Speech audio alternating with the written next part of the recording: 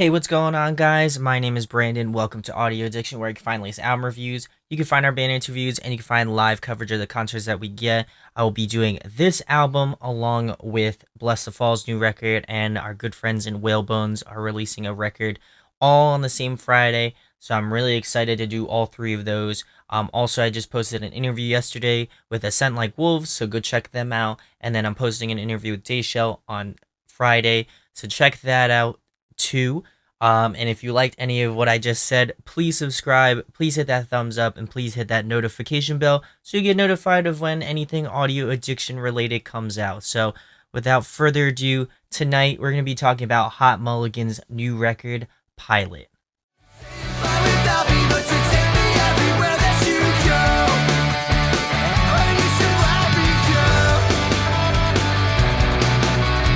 So I want to give a huge shout out to Austin. He's the one who sent this one a little bit earlier over to me, so I was able to get it, listen to it, kind of delve into it. And I'm super excited to listen to this record. I had not heard of this band prior to this. I've heard their name around a few times. I just never gave them a listen, and I'm kind of glad that I did. I really thoroughly enjoyed this record. But I'm gonna go through each track, give you my thoughts and opinions on the whole thing, give some pros and cons on the record, and then finish it out with an overall rating. So the first track is called Deluxe Capacitor.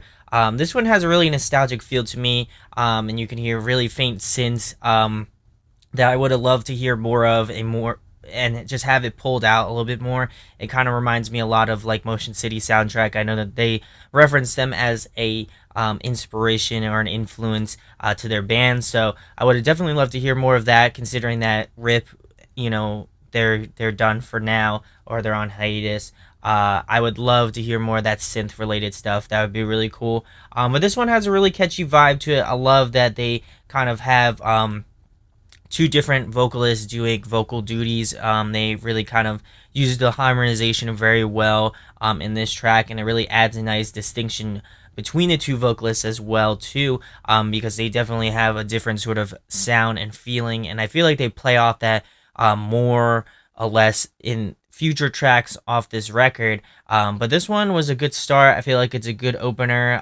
It's a good kind of introductory track to me, and I feel like a lot of people who check out this record definitely kind of get that old school like pop punk, pop rock, like alternative, like Jimmy Eats World kind of emo stuff. So I really enjoyed that. So we're gonna move it into track number 2, which is All You Wanted by Michelle Branch. Let me just say that these song titles are really creative. I know I'm kind of sidetracking a little bit, but they were really interesting and kind of a pain in the butt a little bit to put on the screen, but nonetheless, really inventive track names.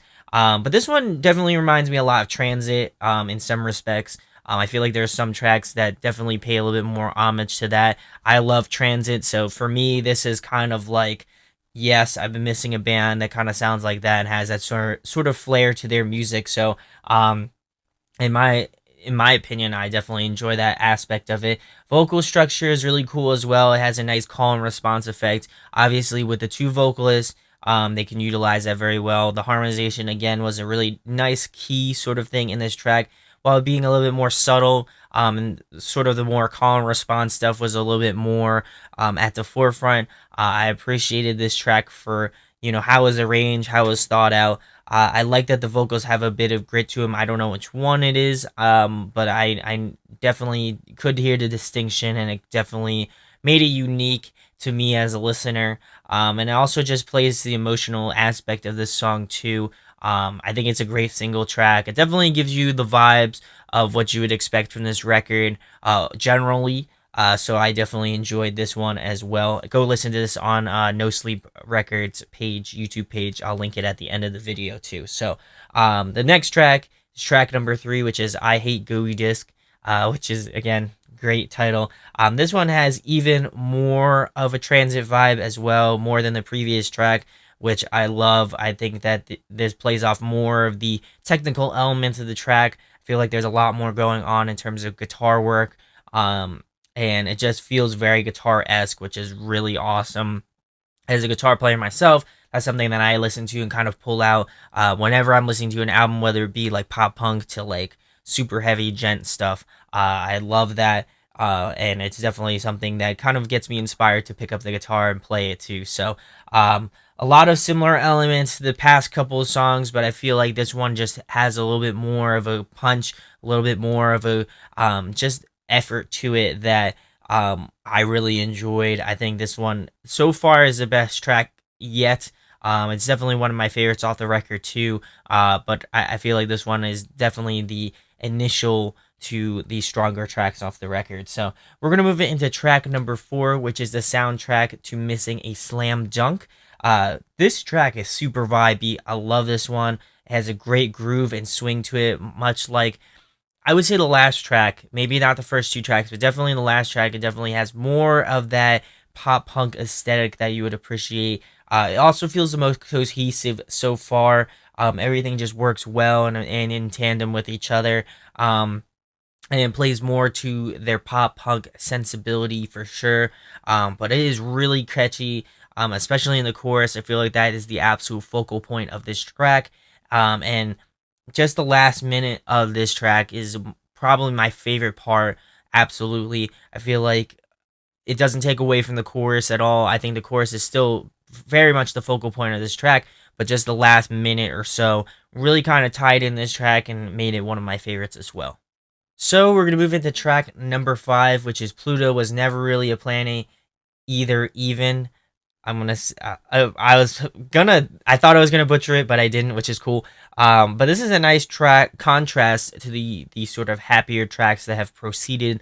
I would say probably the past 4 tracks kind of play more to the pop punk, happier vibes. Kind of has that sort of emo tinge to it, but not really. And I like that this one kind of picks up after the minute mark. It kind of builds and builds and builds as the song goes on, and it's a nice change of pace to the rest of the record that kind of feels more, I wouldn't say it's a split, but it almost feels like one track kind of plays more to the pop punk side of their stuff, and other songs kind of play more towards their emo, like alternative sort of stuff. But this song really comes into its own after the build up, and I think it's a solid track. It was definitely one that was kind of, I wouldn't say unexpected, but definitely one that I wasn't, really 100% keen on, but it's really good. And I think it's a solid track, but not the best track off the record, if you get what I mean. So we're going to move into track number 6, which is Wes Dault Can't Find the Madison Falcon. And I love the groove and swing in this track as well. It feels very much like the best element so far of Hot Mulligan. And I think it is definitely one of the best tracks off the record, just sonically and just how it flows. It really has a catchiness and an infectiousness to it. Instrumentally, it works very much in harmony with the vocals. And I just feel like it's extremely well executed. I definitely feel like it's the beginning of the sort of stronger tracks. I feel like the second half of this record really kind of picks up. There are some few tracks at the beginning that I loved. But for the most part, I feel like a lot of the songs that I really dug the most were kind of at the end portion, sort of halfway mark of the record. So we're gonna move into track number 7, which is Whispers Thank You. This one, I really like the guitar riffs, especially in this track, especially in the intro more specifically. The inclusion of violin was really nice as well, kind of adds a nice subtlety to the track, and brings out that sort of, I wouldn't say a real aggressive Yellow Card vibe, but you can definitely pick out elements from that band too. The drumming also sticks out to me a lot too as well in this track, and I feel like the guitars and the drums really make this track. The vocals and the bass kind of, I guess, play second fiddle to those 2 parts of the song, but for the most part, really enjoyed this track. Again, much like the track number 5 with Pluto, I feel like those 2 are kind of like in that gray area between they can be great, but just unfortunately they are missing some pieces that would have ultimately tied it in, that I would have thought would have made it better. So we're going to move into track number 8, which is Old Good Mr. Rags. I feel like the second half of the record, features a lot of the better tracks off the record. like I mentioned previously.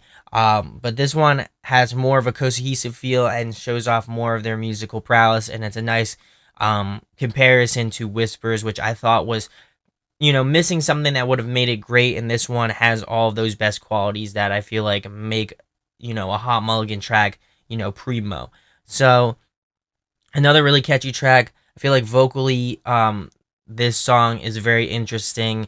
With the two vocalists, again, I think they play off each other very well in this song, and just everything works well in tandem.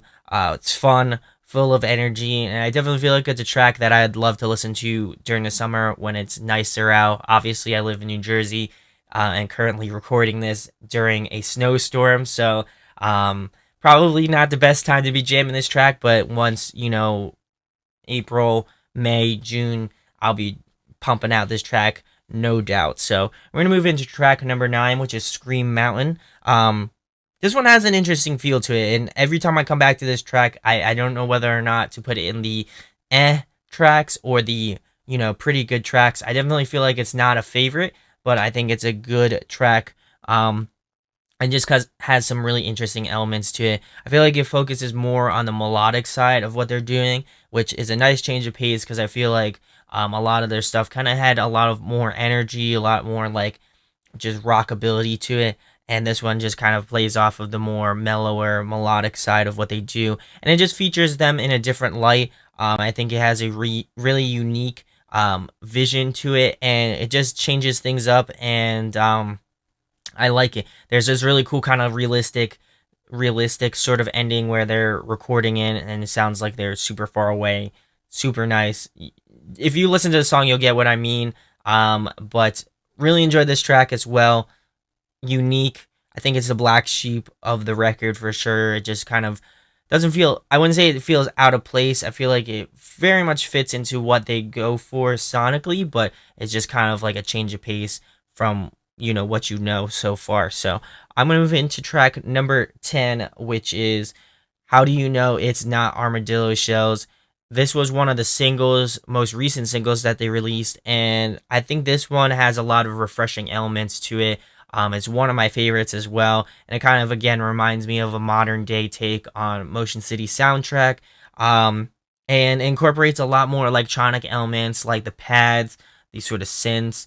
And I love it. I think it's really catchy. It's definitely one of the more catchier tracks off the record. And much like Scream Mountain, I feel like this one is also a black sheep of the record, just because while it does have elements that would, associate, Hot Mulligan songs with, Hot Mulligan fans, I feel like this one kind of takes it and just turns the dial up to maybe like 11.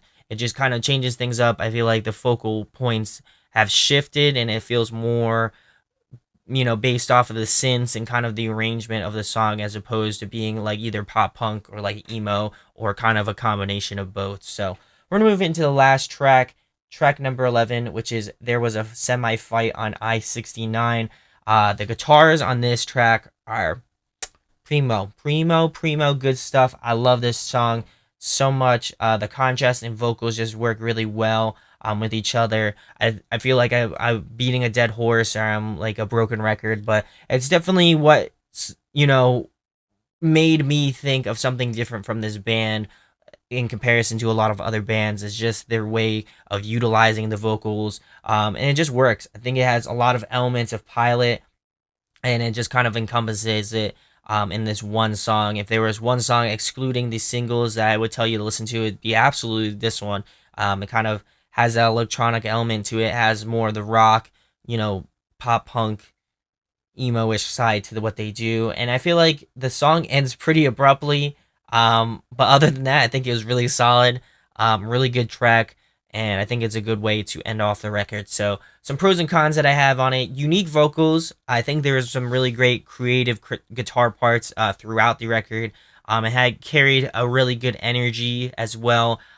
Which again, for a band that I'm just listening to, I know that they have released stuff previously. I think that is good. I think there are some unique elements that make this band unique, including the synth. I think there is definitely a hole that Motion City soundtrack left. So I feel like this band can definitely fill that position for sure. And I'd love to see what they do in the future. Also, another pro, love the song titles. I think they're really unique and, unlike any other band that I've heard in a while. Some cons, speaking on the synth thing, I feel like there is a lack of it, or it's very distant in the song. It's kind of like almost buried in the song. And I'm not saying like it has to be, a love child of Motion City soundtrack, but I would definitely love to hear some more elements and have it be more of a priority in these songs. Just so that they're just not hidden. I think that that's a unique aspect of their music, and I would definitely love to hear more of it. The space, I feel like there are some issues in terms of like musical space. I feel like songs they handled it well were like 10. I think 6 handled it pretty well too. And I definitely say Scream Mountain has a unique aspect to space. But overall, I feel like, there's some tracks that just take a little bit too much time to get to that point. And I feel like that kind of brings down the pace of the album a little bit. But it's not like a huge gripe. I think that more or less the synth aspect is more of a bigger gripe to me. Some tracks kind of have a familiarity to them, which, I mean, I can expect in that sort of pop punk emo genre. Things kind of have a similarity to them, so I wouldn't hark on it too much. And then just lack of vocal range. I feel like they could definitely be doing more in terms of harmonization and just uniqueness in terms of the vocals. There could be some really good like high parts or high low parts or medium low parts in terms of harmonization and just, range. I'd love to hear more just experimentation and creativity in the vocal department. I think that if they do that, it will just be a banger album for the next one. But my overall rating for Hot Mulligan's Pilot, I'm going to be giving it a 9.2 out of 10 for a band that I have not checked out and just have not listened to, period. I think that they put out a really solid record. And just a unique record. I think there are some bugs that can be fixed for the next record. I'm not saying that, they are bad by any stretch of the imagination. They're really inventive tracks, and I just love to see this band kind of do something, push the envelope a little bit. I feel like it was kind of almost a little bit reserved in some aspects. So I could definitely feel that there was more energy and more creative juices maybe in the next record. That they can utilize and kind of maybe take critiques from what I'm saying. Hopefully, I'm not the biggest YouTuber, but, if you are watching this, I definitely feel like you guys did a sweet job on this record, but I definitely feel like you can do better for sure. And that's just for next time. So let me know what your thoughts are on this record, Hot Mulligan's Pilot. Let me know in the comments down below. I'd love to hear your opinions, your thoughts. If you think I was right, if you think I was wrong, love to hear some thoughts, have a conversation. And that's it, guys. So if you enjoyed this review, please subscribe, please hit that thumbs up. It really does go a long way. Thank you guys for the immense support. If you do live on the East Coast, hopefully you're safe and sound. Maybe you're watching this video, maybe you're watching the Blessed Fall album review or anything prior to that. Please go check it out. It really would mean the absolute world to me. So my name is Brandon. We hope you got your fix, and we'll be talking with you soon. Peace. Hey guys, hope you enjoyed the video. Thanks for watching. Of course, if you enjoy what we do, make sure to go check out the other series we do. We do album reviews, we do band interviews, and we do live videos, so definitely go check that out. Hit that subscribe button. It really helps out our channel, helps us grow. Make sure to hit that like button as well.